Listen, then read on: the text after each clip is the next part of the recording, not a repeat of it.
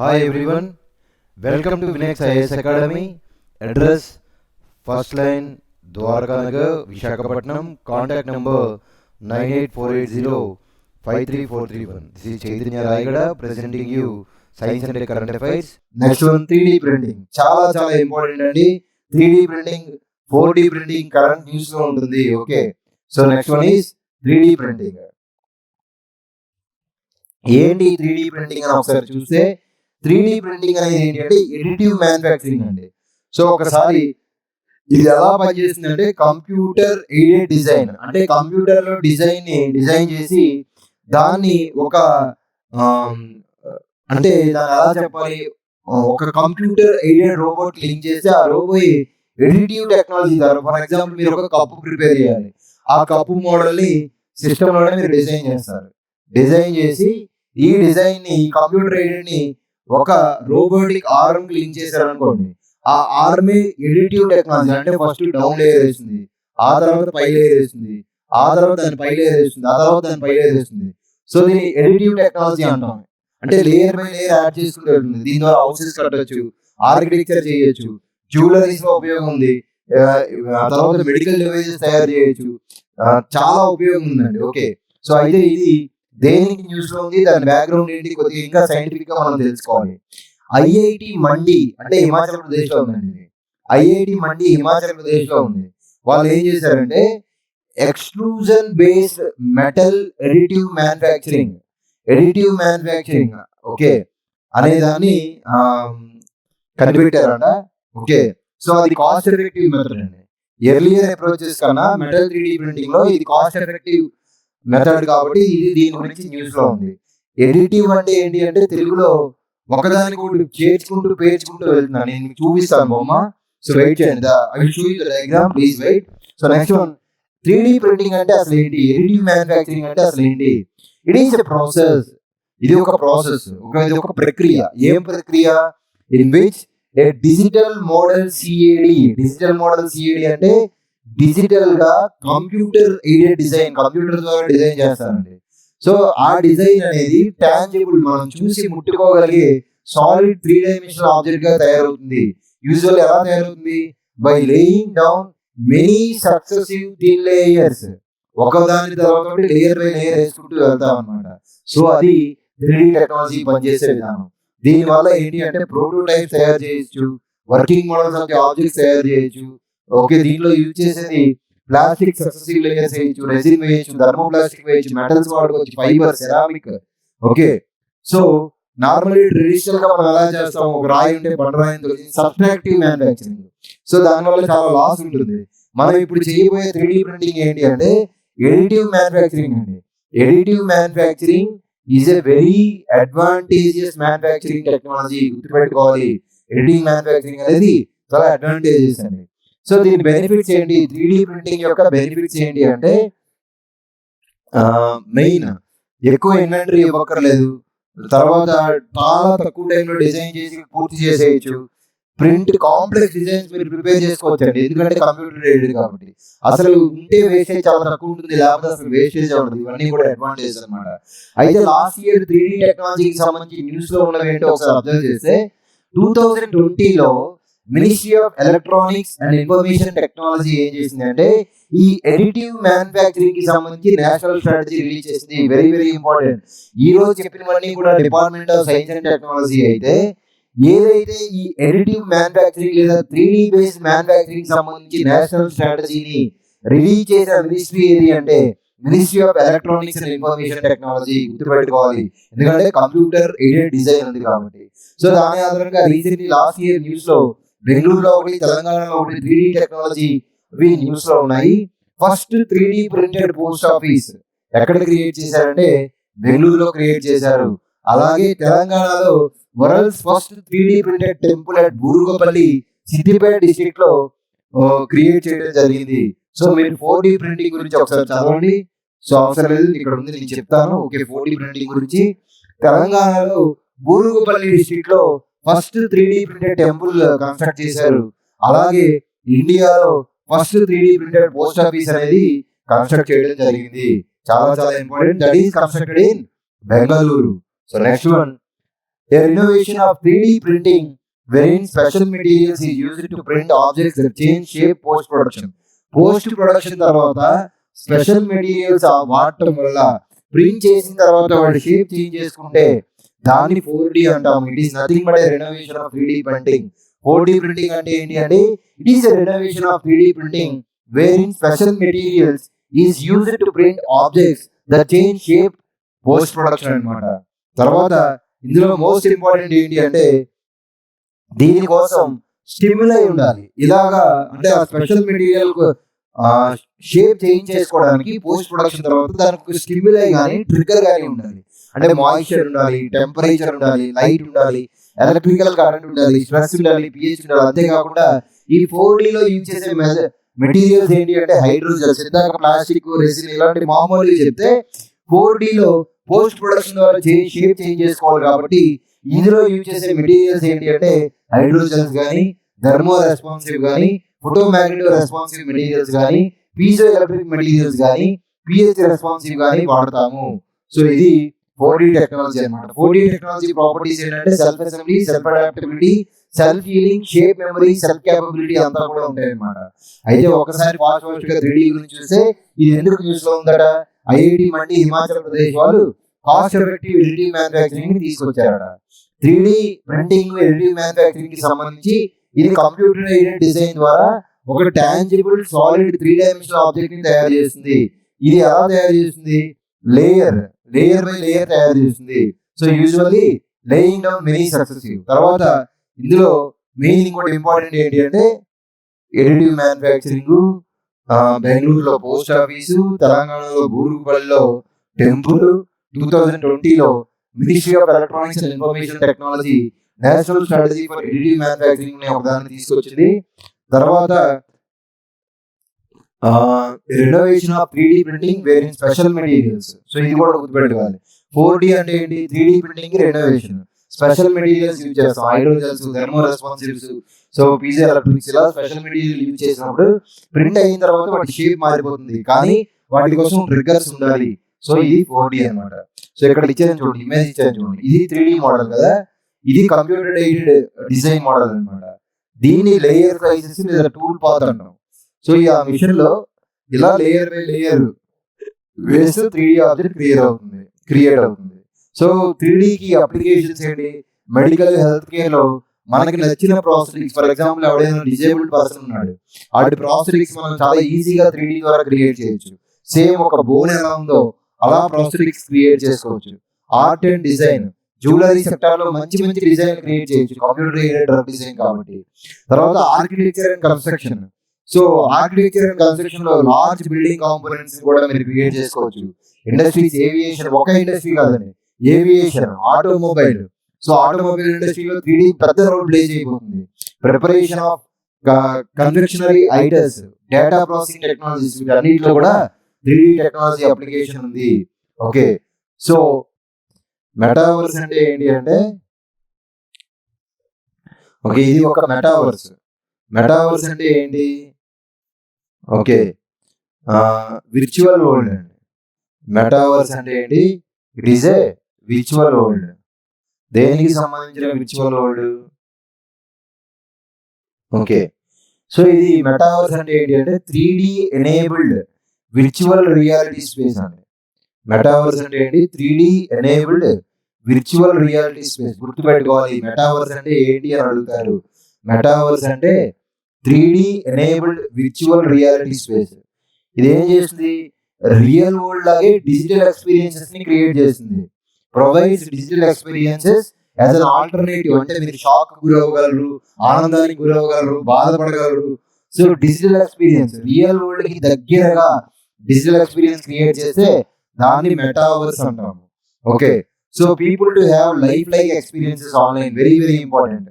Online లో life like experiences ఉంటే దాన్నే మెటావర్స్ అంటాం. కాబట్టి 3D ఎనేబుల్, 3 డైమెన్షన్ ఎనేబుల్ అనమాట. ఓకే, సో నార్మల్లీ మెటావర్స్ లో 4 బిల్డింగ్ బ్లాక్స్ ఉంటాయండి. అవి ఏంటి అంటే, ఒకటి infrastructure layer, first one infrastructure layer, second one virtualisation engine layer, third one interface and access layer, fourth one user experience and use cases layer. So ఇందులో infrastructure layer ఏంటి అంటే devices ని enable చేస్తుంది, వాటిని తర్వాత డివైజెస్ నెట్వర్క్ కి connect చేస్తుంది. So basic infrastructure ఉండాలి. విర్చువలైజేషన్ ఇంజిన్ లేయర్ అంటే ఏంటి అంటే ప్రోగ్రామింగ్ ప్లాట్ఫామ్ అన్నమాట. ఇంటర్ఫేస్ అండ్ యాక్సెస్ లేయర్ అనేది ఏంటి అంటే మెటావర్స్ ని యాక్సెస్ చేయడానికి యూజ్ అయ్యే లేయర్. తర్వాత user experience and use cases layer ఏంటంటే creation, sale, trading and storage కి సంబంధించింది. So normally metaverse 4 building blocks ఉంటాయి: infrastructure, virtualization, interface and access, user experience. గుర్తుపెట్టుకోండి, infrastructure, virtualization, interface and access, user experience. So ఇవి కాకుండా last year news లో కొన్ని చిన్నవి అంటే ఏఐకి సంబంధించినవి కానీ లేదా ఐసిడికి సంబంధించినవి కానీ కొన్ని న్యూస్ లో ఉన్నాయి. అందులో ఫస్ట్ వన్ ఏంటి అంటే Maya operating system. So normally ministry of defence important అండి ఇది. మన మినిస్ట్రీ ఆఫ్ డిఫెన్స్ వాళ్ళు ఏం చేశారంటే సైబర్ అటాక్స్ ఎక్కువ పెరిగిపోవడం, మాల్వేర్ అటాక్స్ విపరీతంగా క్రిటికల్ ఇన్ఫ్రాస్ట్రక్చర్ మీద పెరుగుతుండడంతో వరల్డ్ వైడ్ గా మన వాళ్ళు విండోస్ ఓఎస్ తీసి మాయా ఓఎస్ ని వాళ్ళ ఆపరేషన్ ఇన్స్టాల్ చేయడం జరిగింది. మాయా ఓఎస్ ఏంటి అంటే it is a new operating system based on open source platform Ubuntu ఆధారంగా పనిచేస్తుంది. ఇది ఉబుంటు ఆధారంగా పనిచేసే ఓఎస్ అన్నమాట. సో మాయా ఓఎస్ ఎందుకు న్యూస్ లో ఉంది అంటే మన defence ministry replace the Windows OS with this Maya OS which is worked on the open source platform Ubuntu. So ఇంతకు ముందు ఉండే ప్రొప్రైటరీ సాఫ్ట్వేర్ ఎవరైనా ఎడిట్ చేయడం, మాడిఫై చేయడం, రీయూజ్ చేయడం అలాంటివి ఏమి చేయలేరండి. ఇది మోర్ సెక్యూర్. ఓకే, గుర్తుపెట్టుకోవాలి. సో అంతేకాకుండా చక్రవ్యూహ్ అనేది ఏంటి అంటే end point detection production system అండి. ఓకే, సో చక్రవ్యూహ్ అనేది కూడా మాయా సాఫ్ట్వేర్ తో పాటు ఆపరేటింగ్ సిస్టమ్ తో పాటు చక్రవ్యూహ్ సిస్టమ్ ని కూడా ఇన్స్టాల్ చేశారు. చక్రవ్యూహ్ గుర్తుపెట్టుకోవాలి. తర్వాత న్యాబ్ మిత్ర అనేది ఒక న్యూస్ లో ఉంది. న్యాబ్ మిత్ర అనేది ఏంటి అంటే ఇస్రో స్పేస్ అప్లికేషన్ సెంటర్ ఏం చేసింది అంటే న్యాబ్ మిత్ర అనేది ఫిషర్ మ్యాన్ కోసం తీసుకొచ్చినటువంటి ఒక శాటిలైట్ బేస్డ్ కమ్యూనికేషన్ సిస్టమ్ అండి. న్యాబ్ మిత్ర ఏంటి, ఫిషర్ మ్యాన్ కోసం తీసుకొచ్చిన ఒక శాటిలైట్ బేస్డ్ కమ్యూనికేషన్ సిస్టమ్. ఈ న్యాబ్ మిత్ర అనేది ఏంటి అంటే ఓకే ఎమర్జెన్సీ జరిగినప్పుడు లైక్ క్యాప్సైజింగ్ ద ఫైర్ కానీ లేదా ఫిషర్స్ కి అలర్ట్ ద కంట్రోల్ సెంటర్ కానీ ఒక్కసారి బటన్ ప్రెస్ చేస్తే వాళ్ళ లొకేషన్ అవి ఇక్కడ కమాండింగ్ సెంటర్ కి, కంట్రోల్ సెంటర్ కి వచ్చేస్తుంది. సో వాళ్ళ ఎమర్జెన్సీ టైంలో వాళ్ళ లొకేషన్ ఈ న్యాబ్ మిత్ర ద్వారా ఈజీగా ఐడెంటిఫై చేయొచ్చు. It is a satellite based location system అండి. సో ఇస్రో వాళ్ళు ఫిషర్ మ్యాన్స్ కోసం తయారు చేశారు. తర్వాత India AI eco system, India artificial intelligence eco system అంటాము.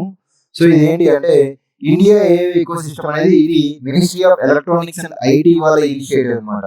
దేనికోసం ఇది ఒక నాలెడ్జ్ పోర్టల్ గా పనిచేస్తుంది, రీసెర్చ్ ఆర్గనైజేషన్ గా కూడా పనిచేస్తుంది.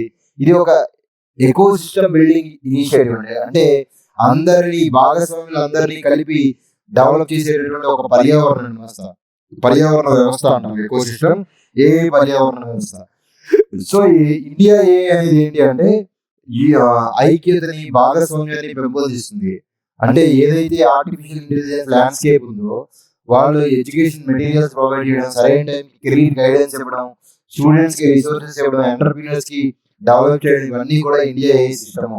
సో ఇండియా ఏ అనేది గుర్తుపెట్టుకోండి, ఇది ఏమి ఒక సాఫ్ట్వేర్ కాదు, ఏది కాదు, ఇది ఒక eco system. Very very important. తర్వాత లాస్ట్ ఇయర్ అగ్రికల్చర్ కి సంబంధించి ఏఐకి సంబంధించి ఒకటి వచ్చింది. ఇది మీరు గ్రూప్ 1 మెయిన్స్ లో లేదా యూపీఎస్సీ మెయిన్స్ లో ఏ అప్లికేషన్స్ లో రాసుకోవచ్చు. అదే విధంగా భూ విజన్ ప్లాట్ఫామ్ దేనికి సంబంధించింది అనేది కూడా మనకు అడుగుతారు ఆబ్జెక్టివ్ ఎగ్జామ్స్ లో. భూ విజన్ ఏంటి అంటే internet of things based platform, IoT based platform for automated soil testing. Soil testing కి సంబంధించి ఇది ఒక ఆటోమేటెడ్ సాయిల్ టెస్టింగ్ ప్రోగ్రామ్ అండి. ఇది ఒక automated soil testing program. Clear? Okay, it is an IoT based platform for automated soil testing. Soil testing కోసం ఇది ఒక ఐఓటీ బేస్డ్ ప్లాట్ఫామ్ అన్నమాట. సరేనండి. సో ఇందులో ఇది సాయిల్ టెస్టింగ్ కోసం వాడతారు. ఏంటది? భూ విజన్ కృషి రాస్తా ప్లాట్ఫామ్. భూ విజన్ కృషి రాస్తా ప్లాట్ఫామ్ అనేది గుర్తుపెట్టుకోవాలి. ఇది ఏం చేయగలుగుతుందంటే ఒకేసారి capable of analysing 12 essential soil parameters. అంటే మృత్తికకు సంబంధించిన పారామీటర్ pH కానీ ఎలక్ట్రికల్ కండక్టివిటీ ఇలాంటి 12 పారామీటర్స్ ని ఇది అనలైజ్ చేయగలుగుతుంది. ఇది సాయిల్ హెల్త్ సమరీని మొబైల్ డివైసెస్ కి ఇన్స్టాంట్ గా పంపిస్తుందండి. ఓకే, సో అసలు ఎక్కడెక్కడ డెఫిషియన్సీ ఉంది, ఏ ఖనిజ లవణాల్లో డెఫిషియన్సీ ఉంది కూడా ఇమీడియట్ గా రిపోర్ట్ తయారు చేసి పంపించేస్తుంది. ఇది ఎవరు డెవలప్ చేశారంటే ICARIIRR అంటే Indian council of agriculture research, Indian institute of rice research, Hyderabad కృషి తంత్ర వాళ్ళు డెవలప్ చేశారు. కృషి తంత్ర అనేది ఏంటి అంటే ఇది ఒక అగ్రిటెక్ స్టార్ట్అప్ అండి. సో వెరీ వెరీ ఇంపార్టెంట్ ఏంటి అంటే ఇలాంటివి మనకి న్యూస్ లో అడుగుతున్నారు కాబట్టి గుర్తుపెట్టుకోవాలి. ఓకే, దీన్ని ఎవరు డెవలప్ చేశారు? భూవిజన్ కృషి రాష్ట్ర ప్లాట్ఫామ్ ని డెవలప్ చేసింది ఎవరు అంటే ICARIIRR. ICAR అంటే Indian council of agriculture research, అలాగే IIRR అంటే Indian institute of rice research Hyderabad. అంతేకాకుండా కృషి తంత్ర అనే ఒక అగ్రిటెక్ స్టార్ట్అప్ కూడా ఉంది. వీళ్ళిద్దరూ కలిసి దీన్ని డెవలప్ చేశారు. దేన్ని డెవలప్ చేశారు? భూవిజన్ కృషి రాష్ట్ర ప్లాట్ఫామ్ సాయిల్ పారామీటర్స్ ని చెక్ చేస్తుంది. అంతేకాకుండా లాస్ట్ ఇయర్ న్యూస్ లో ఉన్న ఇంకో ఇంపార్టెంట్ విషయం ఏంటి అంటే కృత్రిమ్ ఇండియా సేమ్ మోడల్ అండి. ఓకే, ఇది బెంగళూరులో లాంచ్ చేశారు recently. Krutrim and indigenous AI model అంటే మన దేశంలోనే డెవలప్ చేసినటువంటి AI మోడల్ కృత్రిమ్ అనే దాన్ని బెంగళూరులో లాంచ్ చేయడం జరిగింది అనమాట. ఈ కృత్రిమ్ అనేది అసలు ఏంటి అంటే ఇది ఒక సాంస్క్రిట్ పదం కదా, కృత్రిమమైనది, ఆర్టిఫిషియల్. ఓకే, సో కృత్రిమం ఏంటంటే complete AI computing stock. Okay, ఇది ఒక లార్జ్ లాంగ్వేజ్ మాడ్యూల్ అండి. నేను చెప్పుకున్నాం లార్జ్ లాంగ్వేజ్ మాడ్యూల్ గురించి. భాషిని అని కానీ, లేకపోతే గూగుల్ జెమినీ కానీ, ఓపెన్ ఐ, ChatGPT కానీ, ఇవన్నీ మల్టిపుల్ లార్జ్ లాంగ్వేజ్ మోడల్స్ అన్నమాట. కృత్రిమ ఏంటి అంటే ఒక కన్వర్జనేషనల్ AI అసిస్టెంట్. ఓకే, అంటే ChatGPT లాగే ఒక కన్వర్జేషనల్ AI అసిస్టెంట్ అండి. సో వీళ్ళు understand and speak multiple Indian languages fluently. గుర్తుపెట్టుకోవాలి, కృత్రిమ అనేది ఏంటి అంటే AI, కానీ ఏది large language model based artificial intelligence అన్నమాట. తర్వాత అది హిందీ, కన్నడ, మరాఠీ, ఒడియా, తెలుగు, ఓకే, అన్నిటిలో కూడా అది కంటెంట్ జనరేట్ చేయగలదు. ఒకసారి వీలుంటే మీరు ఒకసారి ఆ కృత్రిమ వాడి చూడండి. ఓకే, సో తర్వాత హీరోషిమా AI ప్రాసెస్ HAP అనేది కూడా లాస్ట్ ఇయర్ న్యూస్ లో ఉంది. ఓకే, హీరోషిమా AI ప్రాసెస్ ఇది ఎక్కడ వచ్చింది అంటే లాస్ట్ ఇయర్ G7 సమిట్ ఎక్కడ జరిగింది? హీరోషిమా, జపాన్ లో జరిగింది. అందులో ఏం చేశారంటే లీడర్స్ ఏం చేశారంటే హీరోషిమా AI ప్రాసెస్ అనే దాన్ని తీసుకొచ్చారు, ఇంట్రడ్యూస్ చేశారు. సో అదేంటి అంటే ఇది ఆర్టిఫిషియల్ ఇంటెలిజెన్స్ కి సంబంధించినది. ఆర్టిఫిషియల్ ఇంటెలిజెన్స్ రెగ్యులేషన్ కి సంబంధించింది, నియంత్రణ. ఓకే, అంటే కృత్రిమ మీద నియంత్రణకి సంబంధించింది. హిరోషిమా AI ప్రాసెస్ ఏంటి అంటే ఇందులో మెయిన్ హిరోషిమా AI ప్రాసెస్ లో గవర్నెన్స్ ని డిస్కస్ చేశారు, intellectual property rights protection discuss చేశారు, రెస్పాన్సిబుల్ గా AI ఎలా వాడాలో డిస్కస్ చేశారు. అంతేకాకుండా మెయిన్ ఆబ్జెక్టివ్ ఆఫ్ డిస్కషన్ ఏంటి అంటే AI గవర్నెన్స్ ని ఇంక్లూజివ్ గా తయారు చేయాలి, ఇంటర్ఆపరబిలిటీ చూడాలి, గైడింగ్ ప్రిన్సిపల్స్ ఫర్ AI వీలైనంత తొందరగా ప్రిపేర్ చేయాలి, ట్రాన్స్పరెన్సీ, తర్వాత AI డెవలప్మెంట్ లో ట్రాన్స్పరెన్సీ ఉండాలి, ఫెయిర్నెస్ ఉండాలి. ఏ ఒక్క దేశం డెవలప్ అవ్వకూడదు అనమాట. సో అందరికీ పంచుకోవాలి, ఇంక్లూజివ్ గా ఉండాలి. సో ఇదంతా కూడా Hiroshima okay artificial intelligence process ఎప్పుడు వచ్చింది? G7 లో వచ్చింది. తర్వాత నెక్స్ట్ వన్ అకీరా. అకీరా అంటే ఏంటి అంటే విండోస్ ని లైనక్స్ సిస్టమ్స్ ని అటాక్ చేస్తున్న మాల్వేర్ అన్నమాట. లాస్ట్ ఇయర్ అది న్యూస్ లో ఉంది. Akira it is a malware targeting both Windows and Linux systems అన్నమాట. That's it for today. So total మనం ఈ రోజు 13 టాపిక్స్ చెప్పామండి. 13 టాపిక్స్ చెప్పడం జరిగింది. సో ఒకసారి మీరు ఓవర్వ్యూ ఒకసారి చూడండి. ఓకే, సో ఈరోజు మొత్తం మనం 13 టాపిక్స్ మీకు చెప్పాము. Okay right, that's it for today. Thank you very much. Most probably రేపటి నుంచి కూడా నేను మీకు PIBకి సంబంధించి ఈ 2 రివ్యూస్ ఉన్నాయి, వాటి నుంచే క్వశ్చన్స్ అడుగుతున్నారు కాబట్టి అవి నేను ముందుకు తీసుకొస్తాను. PIB ఇయర్ ఎండ్ రివ్యూస్ కూడా మనం చేయబోతున్నాము. వెరీ వెరీ ఇంపార్టెంట్ అండి. PIB ఇయర్ ఎండ్ రివ్యూస్ అందరికీ మీ ఫ్రెండ్స్ అందరికీ కూడా షేర్ చేయండి. ఇవి గ్రూప్ 2 కి, గ్రూప్ 1 కి, యూపీఎస్సీ కి అందరికీ ఉపయోగపడతాయి. పిఐబి ఇయర్ అండ్ రివ్యూస్ నుంచి డైరెక్ట్ గా స్టేట్మెంట్ బేస్డ్ క్వశ్చన్స్ తీసుకొచ్చి వేస్తున్నారండి. So if you like these videos, please like them and share them with your friends, and please subscribe to Vinex IAS Academy channel. Thank you very much. Have a nice day. All the best for your preparations.